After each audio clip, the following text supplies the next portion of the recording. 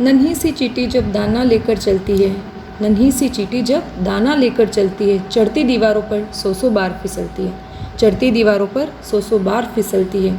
आखिर उसकी मेहनत बेकार नहीं होती, कोशिश करने वालों की कभी हार नहीं होती। इन्हीं सुंदर पंक्तियों के द्वारा मैं किरण आपका अपने YouTube चैनल साहित्यिक सौष्ठव में हार्दिक स्वागत करती हूँ। आज हम पढ़ने जा रहे वर्ण विचार। प्राचीन काल में जब मानव को अपने विचारों के आदान प्रदान में कठिनाई महसूस होने लगी तो उसे किसी ऐसे माध्यम की आवश्यकता पड़ी जो उसके विचार दूसरों तक तथा दूसरों के विचार स्वयं समझ सके। वही माध्यम भाषा है। जैसा कि हम सभी को ज्ञात है, भाषा के दो रूप होते हैं।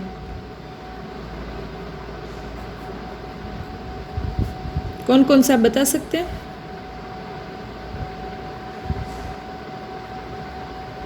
जी हाँ, आपने सही बताया। भाषा के दो रूप होते हैं, एक होता है मौखिक भाषा और एक होता है लिखित भाषा।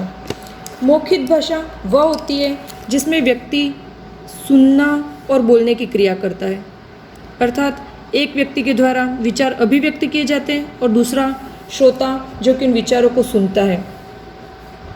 मौखिक भाषा, इसे पुनः हम दो भागों में बांटते हैं।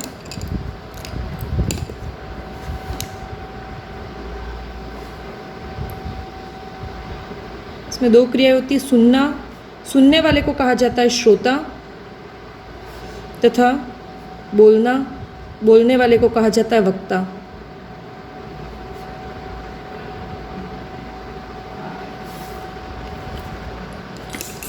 मौखिक भाषा में दोनों व्यक्ति सामने होते, समक्ष होते, तो एक व्यक्ति बोलता है, दूसरा सुनता है। लेकिन हमें लिखित भाषा की इसलिए आवश्यकता हुई क्योंकि कभी कभी हमारे कुछ प्रियजन हमसे दूर होते, निकटस्थ नहीं हो पाते, उन तक हमें अपने भाव और विचार प्रकट करने के लिए लिखित भाषा की आवश्यकता महसूस हुई। लिखित भाषा में पढ़ना एवं लिखना दो क्रिया सम्मिलित की जाती है। यदि हम गौर से देखें तो मनोवैज्ञानिकों ने जैसा कहा है कि एक व्यक्ति LSRW इन क्रियाओं के माध्यम से किसी भी भाषा को या किसी भी विषय को सुनता है। अर्थात पहले एक बच्चा सुनता है, फिर जो सुनता है उन शब्दों को दोहराता है, मतलब स्पीक, फिर वो धीरे धीरे उन शब्दों की पहचान करने लगता है और उन शब्दों की पहचान करके वो उनको पढ़ता है और अंतिम में वो लिखना सीखता है। प्रत्येक भाषा की अपनी वर्णमाला होती है और जिसके ज्ञान के बिना उस भाषा को नहीं सीखा जाता। तो चलिए आज हम हिंदी मानक वर्णमाला सीखते हैं। भाषा का विकास, उसके पहले हम एक बार भाषा का विकास क्रम देखेंगे।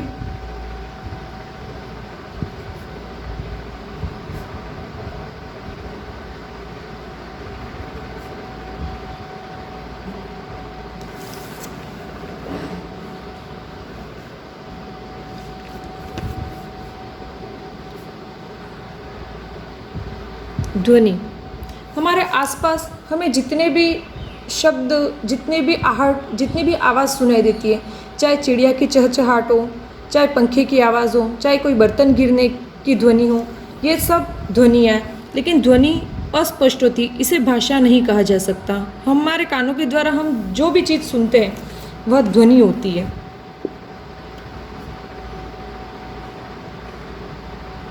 अक्षर, अक्षर उसे कहते हैं अधन्क्षर, अर्थात जिसके और अधिक टुकड़े नहीं किए जा सके। श्वास के एक आघात में जिसका उच्चारण किए जाए वह है अक्षर। इसी क्रम में आगे बढ़ते हम देखते हैं वर्ण। वर्ण भाषा की सबसे छोटी या लघुतम इकाई होती है।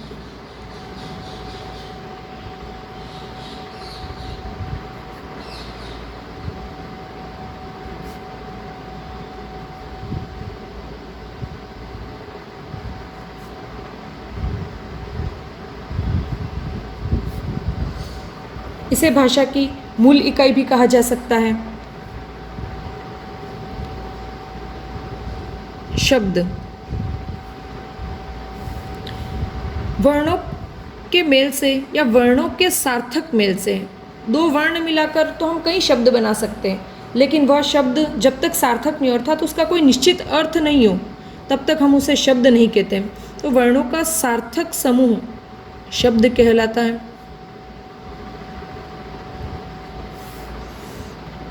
शब्दों के मेल से बनते हैं वाक्य, लेकिन जैसा कि विदित है वर्णों के सार्थक समूह को शब्द कहते हैं, उसी प्रकार शब्दों के सार्थक समूह को वाक्य कहते हैं।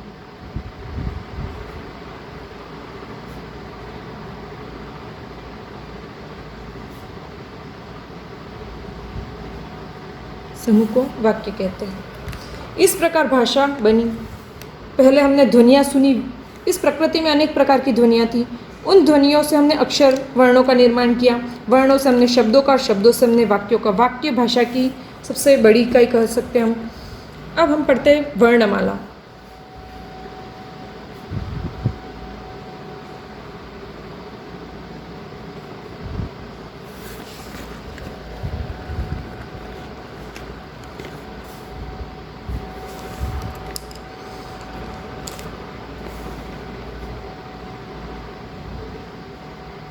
वर्णों के क्रमबद्ध एवं व्यवस्थित समूह को वर्णमाला कहते हैं।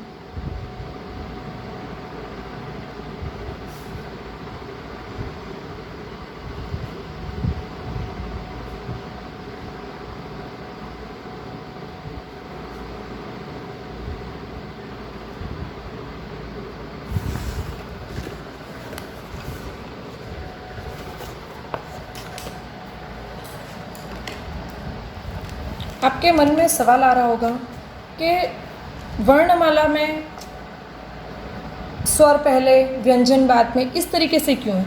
तो ये इसका कारण है उच्चारण स्थान। वर्ण जब अपने क्रमबद्ध रूप में, व्यवस्थित समूह के रूप में होते हैं तो वो एक पूर्ण रूप से वर्णमाला का रूप लेते हैं। मानक हिंदी वर्णमाला जो कि केंद्रीय हिंदी निदेशालय व राष्ट्रीय शैक्षिक अनुसंधान व प्रशिक्षण परिषद द्वारा निर्धारित की गई ऐसी मानक हिंदी व्याकरण में निम्न है।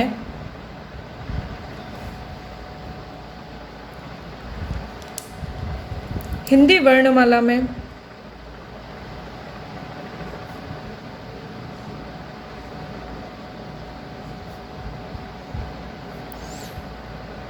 मूल वर्णों की संख्या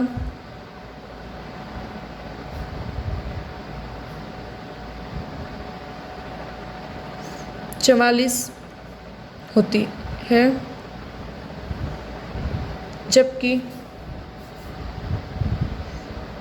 हिंदी वर्णमाला में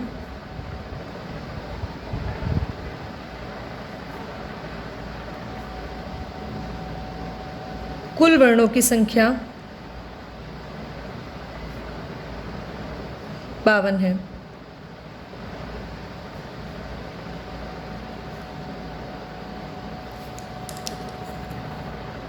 मूल वर्ण 44 जबकि कुल वर्ण होते हैं 52। हिंदी भाषा की जो लिपि है वो है हमारी देवनागरी लिपि।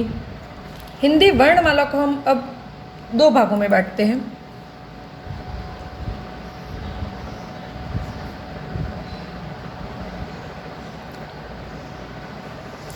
हिंदी वर्णमाला के मोटे तौर पर 2 भाग किए जाते हैं।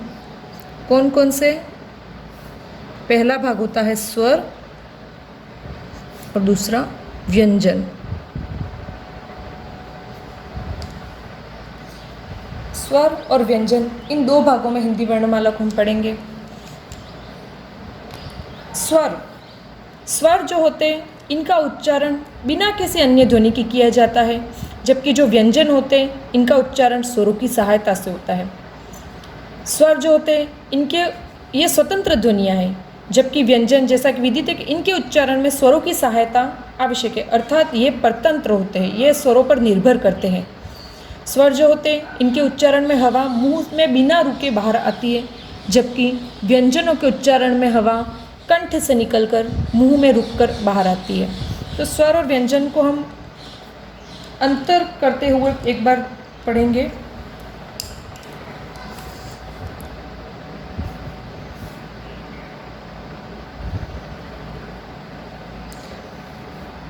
सबसे पहले मूल स्वरों की संख्या होती है 11 और व्यंजन होते 33। मूल वर्णों की संख्या मैं बता रही हूँ आपको। स्वरों में पहला होता है, ये स्वतंत्र होते हैं, ये स्वतंत्र ध्वनियाँ हैं।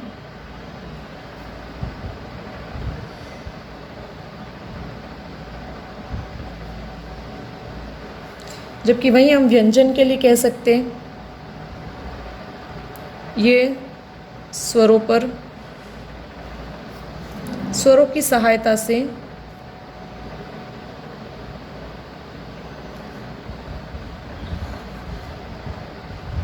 उच्चारित किए जाते हैं।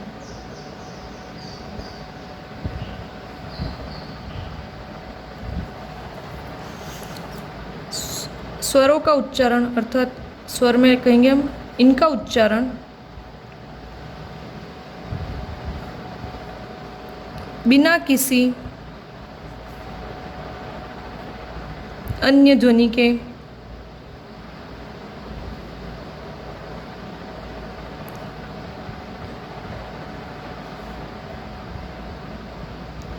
किया जाता है।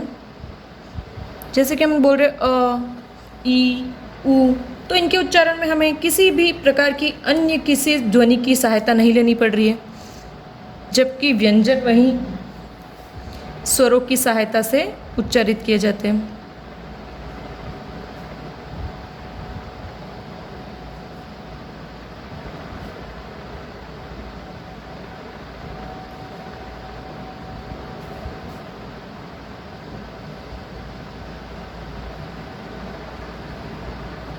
जैसे कि क, जब हम क बोलते हैं तो आप ध्यान दीजिए, क बोलने में पीछे अ की ध्वनि निकलती है, तो अ के उच्चारण के बिना क का उच्चारण संभव नहीं है। तीसरा, अगर अपन इन दोनों में अंतर देखें तो जो स्वर ध्वनियाँ होती है, इनके उच्चारण में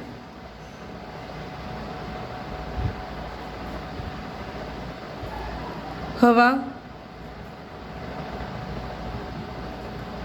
मुंह में बिना रुके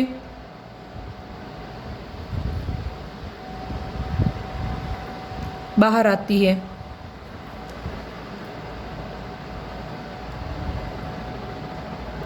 अर्थात जब हम स्वरों का उच्चारण करते हैं तो वो सीधे कंठ से निकलते हैं, और कंठ से निकलने वाली ध्वनि बिना मुंह में रुके हुए बाहर निकल जाती है। जबकि व्यंजनों के उच्चारण में, इनके उच्चारण में जो हवा होती है वो कंठ से निकलकर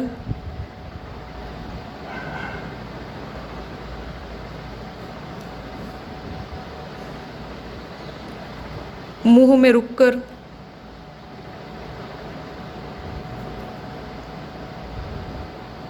बाहर आती है।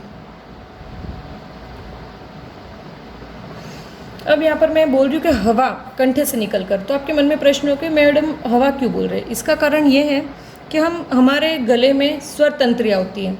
हम जब कोई वर्ण का या किसी ध्वनि का उच्चारण करते हैं तो हवा हमारे स्वर तंत्रियों से टकराती है और हमारे मुख के विभिन्न कोनों से टकराकर वो बाहर निकलती है, और अलग अलग प्रकार के वर्णों का हम उच्चारण कर सकते हैं। इसके आगे कल हम पढ़ेंगे स्वर कौन कौन से होते हैं, स्वरों के भेद कौन कौन से होते हैं, तथा व्यंजनों को हम किन भेदों में बांटते हैं, तथा स्वर और व्यंजन का विस्तृत विवरण हम कल अगली कक्षा में पढ़ेंगे। धन्यवाद।